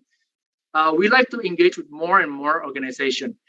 Basically, what we want to advocate here is that my last slide, just to close this, is that I personally think that philanthropic organizations that have the deep understanding of the landscape, strong participation in creating innovative solutions, and supporting sustainable development goals. We need to be more long-term in our perspective and ready to engage with more risk to create more bankable solutions and bring to the market, going beyond the obvious bottom line. But specific for education, for increasing impact to students' performance, teacher capacity, and again, most importantly, to think about ecosystem integration. I mean, program and solutions can be good, but if they are separate, it will not be effective. Like the G20 team here, recover together, recover stronger, right? We need to be an integral part of the education ecosystem. We can be disruptive, but we cannot be separate. I think that's the role for philanthropic organization to really advocate and support the growing Edtech ecosystem. Thank you. Back to you, Pak Asep. Thank you, Michael. We have heard the word partnership mentioned several times in this webinar, and you have shown us how this partnership works actually in real life. So now let's see if there's any questions from the audience. Okay, we don't have yet any questions from the audience. Let's continue our discussion. Let me ask Brajesh now. Go back to Brajesh. So education is a public good. So that's why we see a big role of the government in education. Yeah. Meanwhile, innovations for education technology are mostly generated by the private sector. So the question is how we should balance the roles of the government and the private sector on integrating technology into education. So, please. This is a very good question. Pre-COVID, there was clearly demarcation between public and private sector driving, but not being able to take it to scale, and public system not necessarily recognizing enough the role of education technology, although the interest has been there on both sides for a long time. Now, what the pandemic has shown is that despite technology, there are major gaps because of connectivity and so on. So digital divide is a glaring development that was seen, in new scale. So how do we then marry this together? Again, the education systems were forced overnight to shift to online learning. Now, that is not your ideal situation, but on the other hand, that forced to rethink about everything. And that has also led to innovation from the private sector. And even in today's discussion, we have heard so many important things, that are being adopted and that are being proposed. So the way we see it is private sector will continue to play a very important role in innovating, but how much adaptation will take place from government side is going to determine, because as you rightly said, the public good nature means it has to be done at scale, and it's not necessarily replacing human touch. That's why we focus on high touch, high tech. And one major aspect is how to select good, effective technologies, Edtech. And what we have seen is the personalized learning system, adaptive learning, the new generation technology looks most impressive, promising, but it has to still prove its worth, taking it forward, not only in just a sense of delivering, but it has to be affordable and also scalable. So I think what we'll see in the next few years is piloting around this concept and then building the ecosystem that Michael also mentioned. The ecosystem approach becomes very important so that we begin to support different elements. So biggest being teachers. How can teachers be more effective? How can we measure, So the whole issue around generating data, evidence on learning and targeting. I think with that and aligning with university systems, because they are providing capacity building for education workforce development. I think these elements together can lead to further strengthening of public education as a public good, but also bringing private sector because they are critical elements, partners in this process. Back to you. Thank you, Brajesh. So the ideal situations is personalized learning, which is affordable for everyone. Yeah. So now I would like to follow this up with Hannah. Yeah. Is it possible to achieve this personalized learning, which is affordable? Yeah. Are there actually other problems in education, especially public education, that we need to address urgently before we embrace education into technology? Please, Hannah. Thank you. Thank you for the excellent question. And really enjoying the discussion here. So many good viewpoints coming.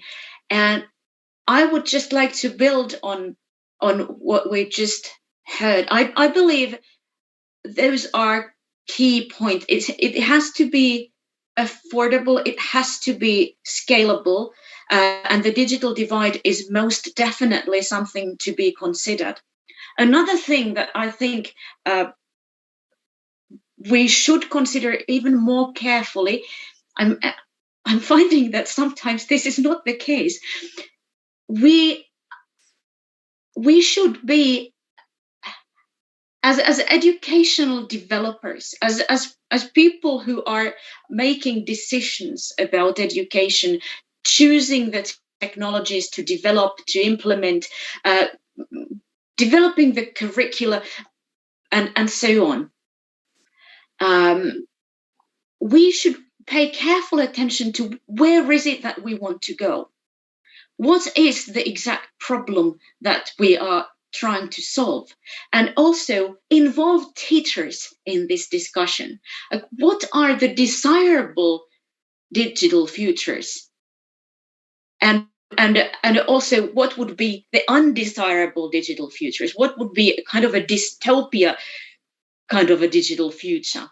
I was leading a large-scale national project in learning analytics. It ended just last year.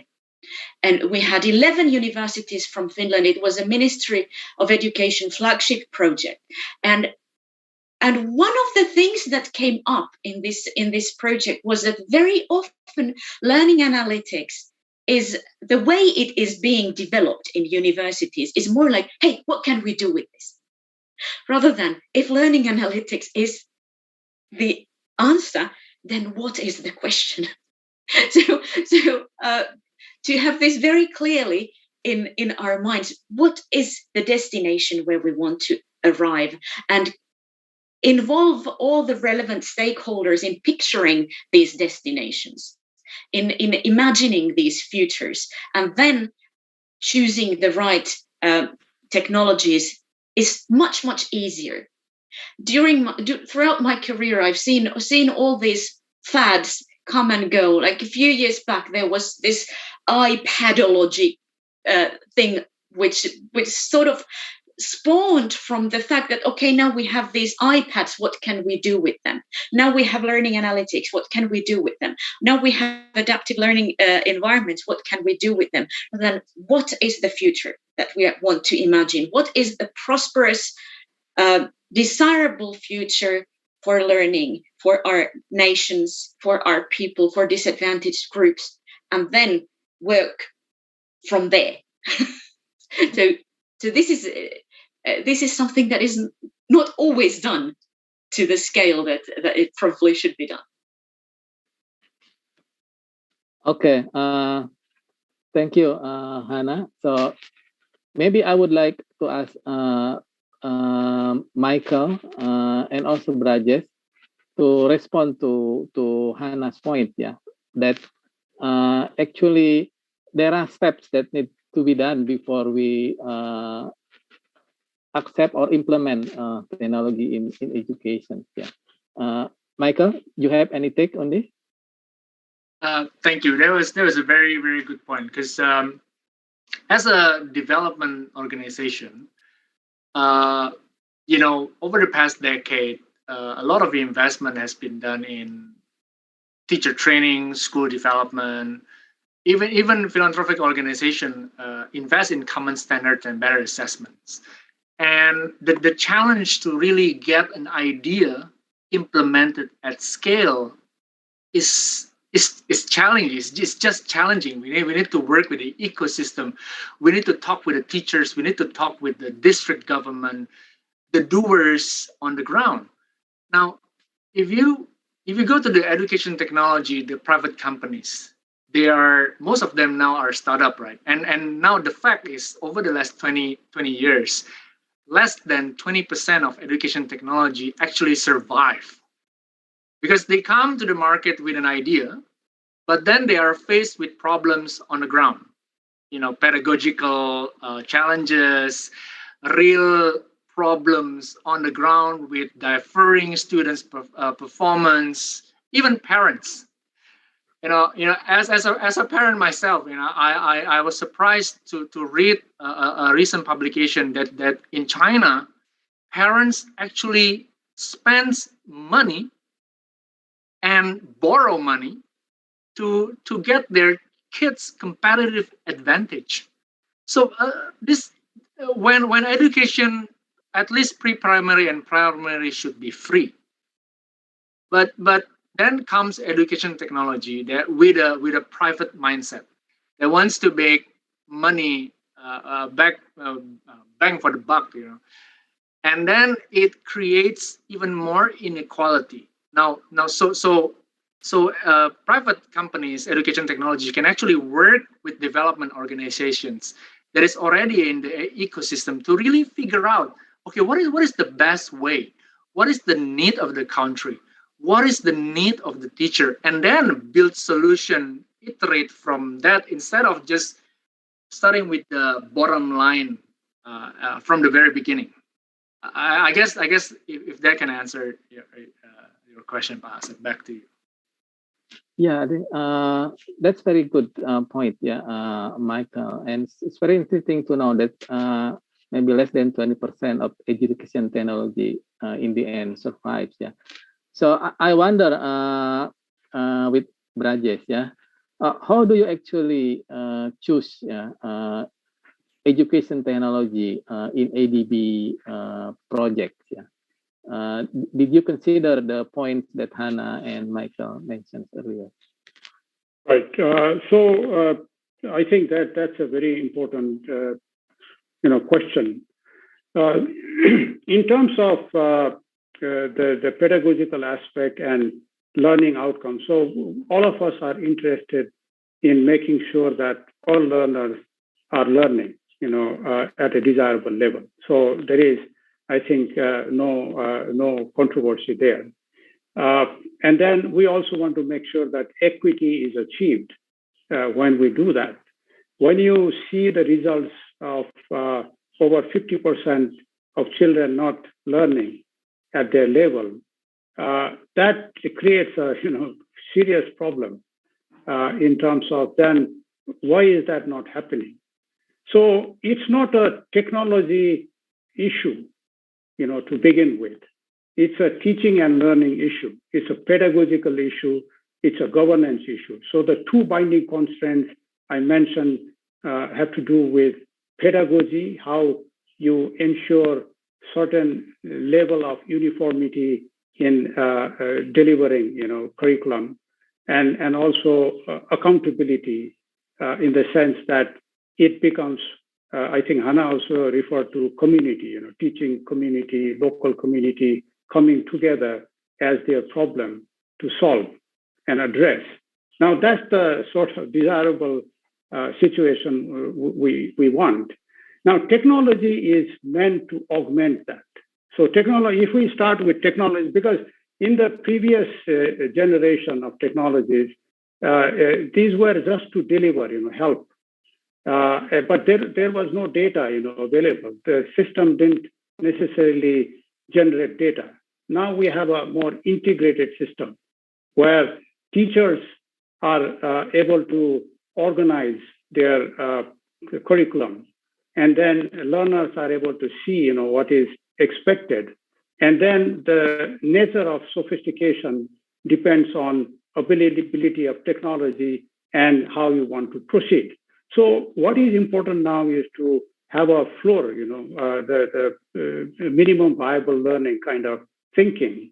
It's not about model schools, which are difficult to replicate, but systems that have all these critical elements. And it's also not about converting what is there today into digital, mode. Digital mode means you are augmenting. For example, flipped classroom is not necessarily now an alien terminology because students need to get into higher order learning. And so the hierarchy of learning can also be augmented. And this is how we need to look at. So teacher professional development, hybrid learning is already beginning to show greater impact, if you do that. So we have to look at the technology, generate evidence, and go forward. Now, for ADB, this is also new because, we were perhaps slower before, like others, before the pandemic. But the pandemic was a wake-up call. And how do you now begin to respond at scale?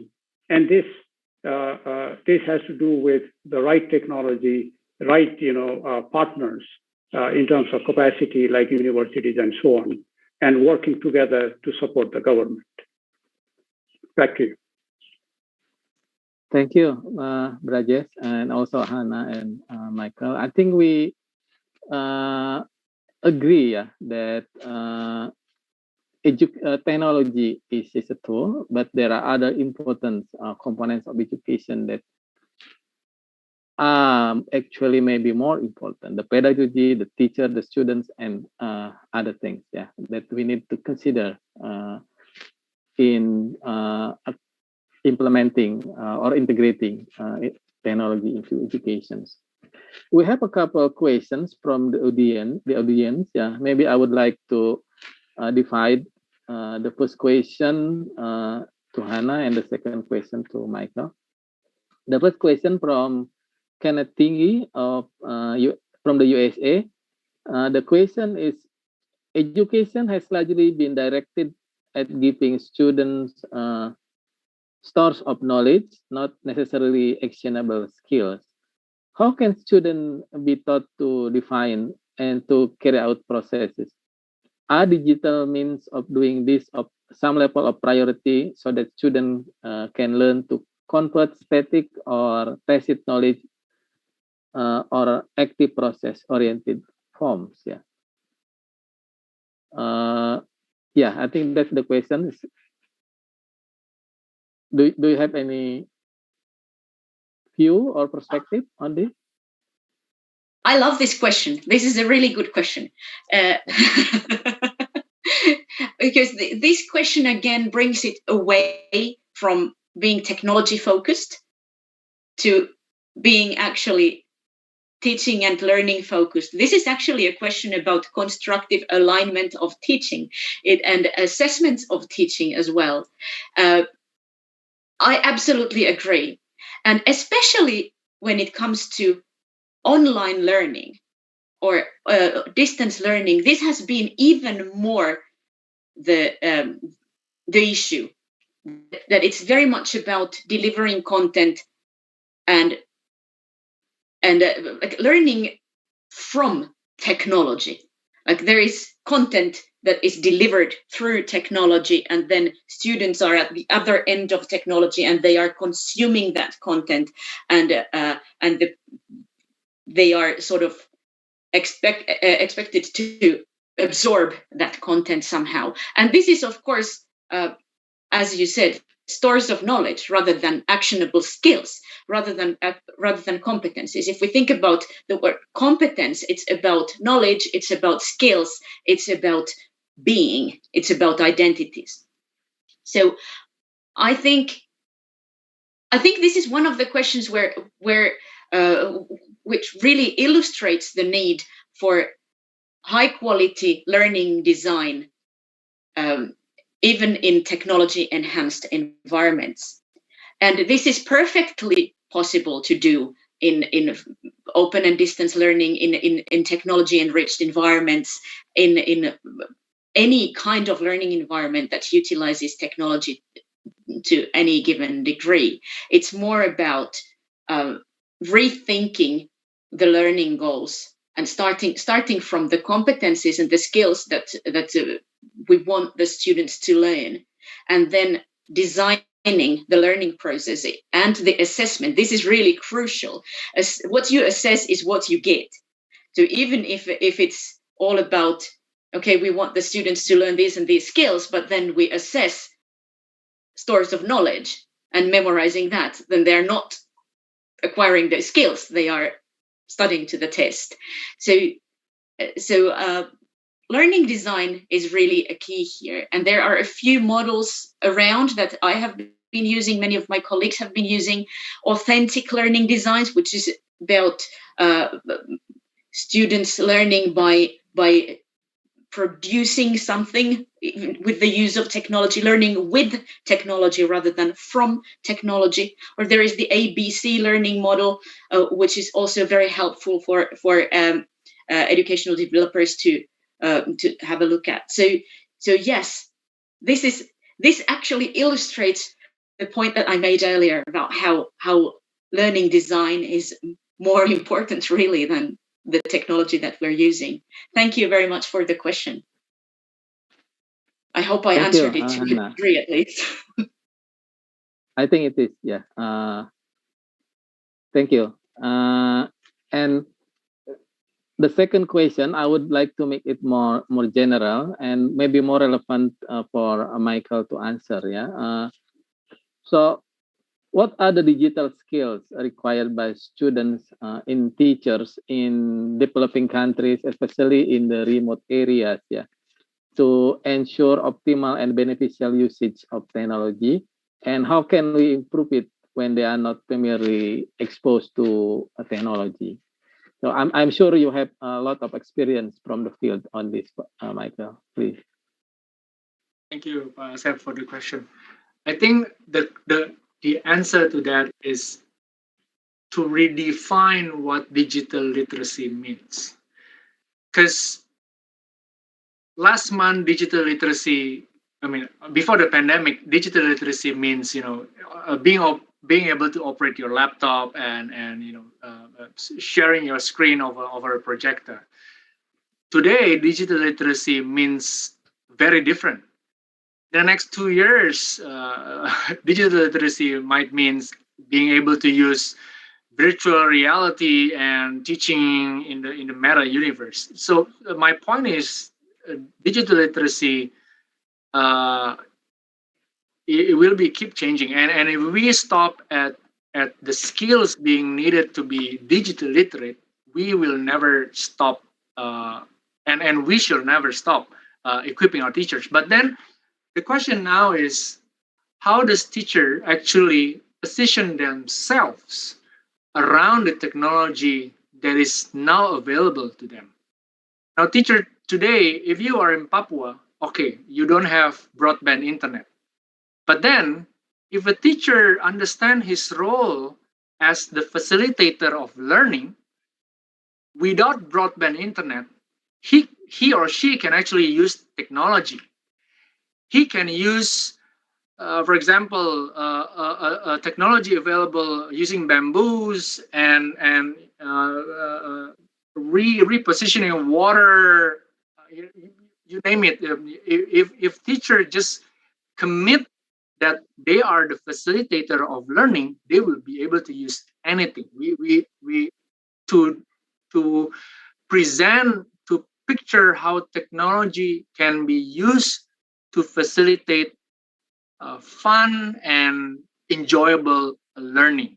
So if digital, let me say it, if technology literacy is defined by the way teacher understand his role to use any kind of technology available to him and not being limited by the 0 and 1 and coding and screen, I think the definition of using technology in education will mean very, very different and open up opportunity for all kinds of education actors to really actually invest in education. So I know that I'm not answering directly to that question, but I really want to like inspire those that actually ask that question to think about, okay, what is technology actually? Thank you, Pastor. That go back to you. Thank you, Michael, and thank you for having re-emphasized that teachers actually are the key to education and education quality. Yeah. So we have about 5 minutes left. So I would like to end our panel discussion with the same question to the three of you, because this is part of the T20 process, which in the end we have to produce policy recommendation for the G20 government. So I would like to ask you, how should the policy on education technology be developed, devised, and implemented? Yeah, if you have any perspective or view on this aspect, please let us know in about a couple minutes for each of you. Let's start with Hannah first, then Michael, and Brajesh in the end. Please, Hannah. Oh, this is a big question to be answered in a couple of minutes. So obviously I won't be able to even begin to think of a comprehensive answer to that. But the first thing that comes to mind would be in collaboration. In collaboration with different stakeholders and contextualized in the actual learning ecosystems where the policy is going to be implemented. So that was a very quick answer to your question. In collaboration and in a context, in the learning ecosystem where the policy is going to be implemented. Thank you. That's very right to the point. Yeah. Let's continue with Michael. I'm agreeable to Hannah. I think the public perception about quality learning always fall as a sole responsibility of the state. It is not. It is responsibility also for non-state actors, including philanthropy organizations. What the government needs to do more is actually to convey that a country, a region needs everybody to really work together to achieve the bigger common good for all. So in terms of policy, I think the first thing is to open up for collaboration, to create platform for the government to actually learn and all the non-state actors to learn from each other. And also for to actually create a platform where evidence from non-state actors can actually be presented to the government. and then together we arrive. Events like this is very important to bring in all minds, like-minded organization, to really think about how we collaborate. Again, like Hannah said, collaborate together, because again, recover together, recover stronger. Thank you, Michael. Now let's turn to Brajesh. Yeah, just to continue, our consensus building. So one lesson that we learned from COVID, and which was referred to earlier, is learning at home. And if we look at what explains learning, the factors, school in the past historically explained little more than 50%. And the remaining 50% has to do with socioeconomic status and so on. What COVID has done is, shifted learning to household.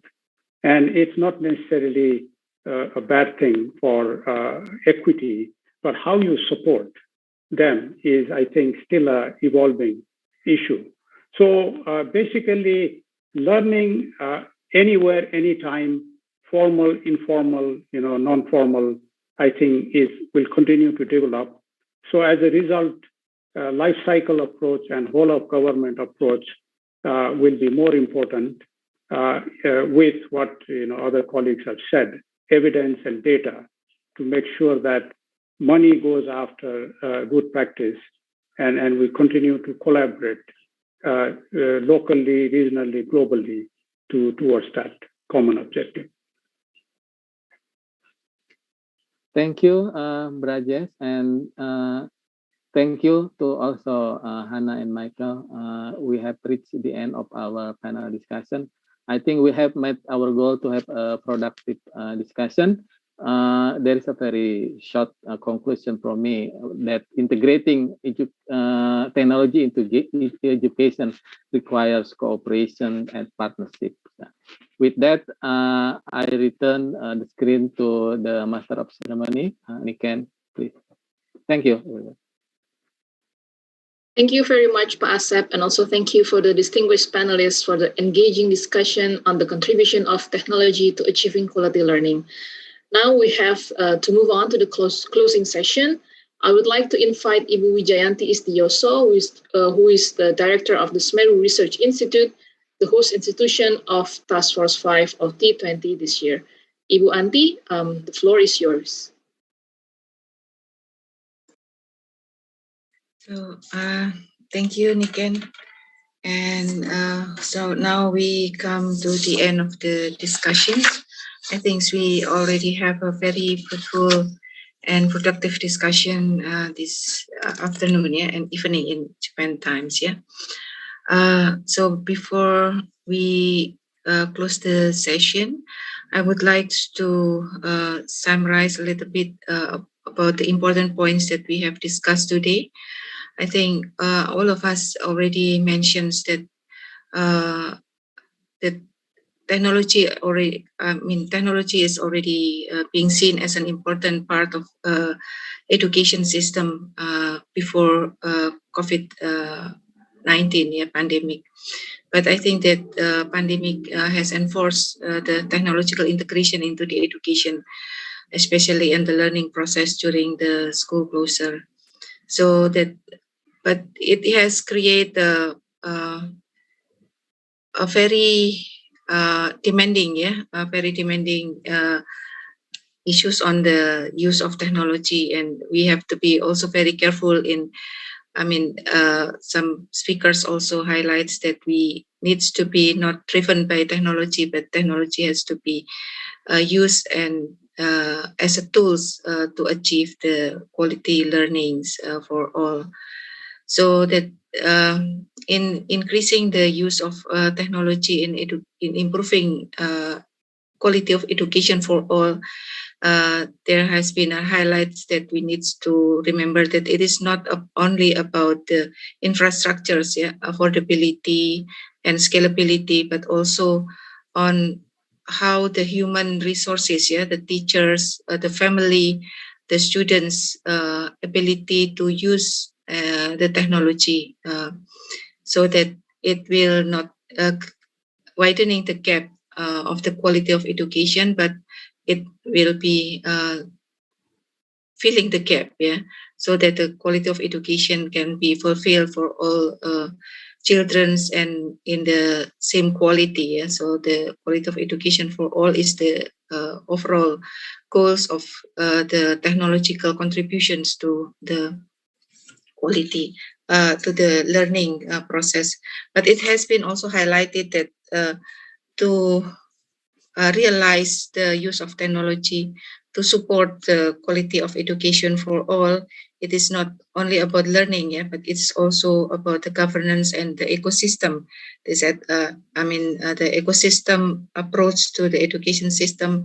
So the use of technology not only on learning, but also on the education management, and also to support the family in education. It has been mentioned that now we realize that we cannot also rely too much on school, but also to the community and also parents and family. So I think this was some of the important points. But on a more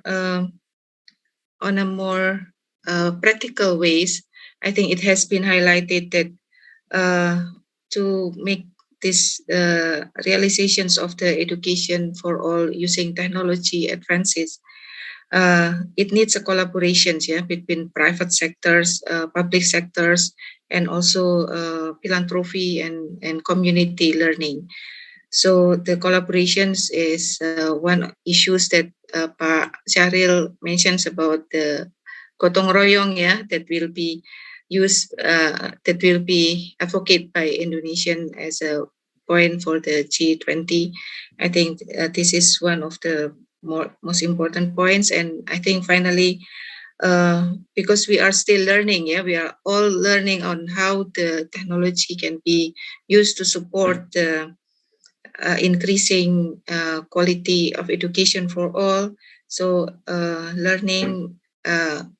continuous learning is still one of the key points. So sharing experiences and gathering more data on how to and use it for improving the use of technology in education ecosystem is still in need. I think this is I think almost all of this very short summary of what we have discussed today. And so I hope that this will contribute to the formulation of recommendations to the G20, especially for the education working groups, and also to contribute to the achievement of quality of education for all. So finally, I would like to thank everybody here, especially the ADPI that has been have a collaboration, very productive collaboration with SMERU in hosting these events, and also for Tanoto Foundation for providing supports.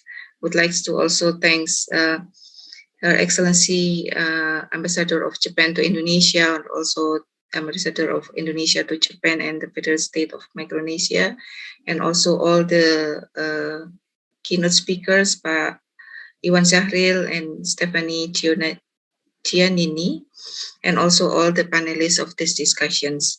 So thank you, and I give it back to Niken. Thank you very much, Ibu Anti, for providing the closing remark. I just would like to thank you again to everyone for your active participation for the past 2 hours. And I would like to echo what Bu Anti just said, that we would like to thank all the distinguished speakers as well as panelists to join our webinar today. Please don't forget to follow us on social media and to attend the next Task Force 5 T20 site event. This time going to be organized by Center for the Implementation of Public Policies Promoting Equity and Growth, or CPEC, from Argentina, on the topic of educational perspectives for a common future, which will be held on June 15, 2022. With no further ado, I would like to close this webinar and kindly remind all the participants to take a moment to fill out the post-event survey in the link that is provided in the chat box. And thank you very much and have a lovely day ahead.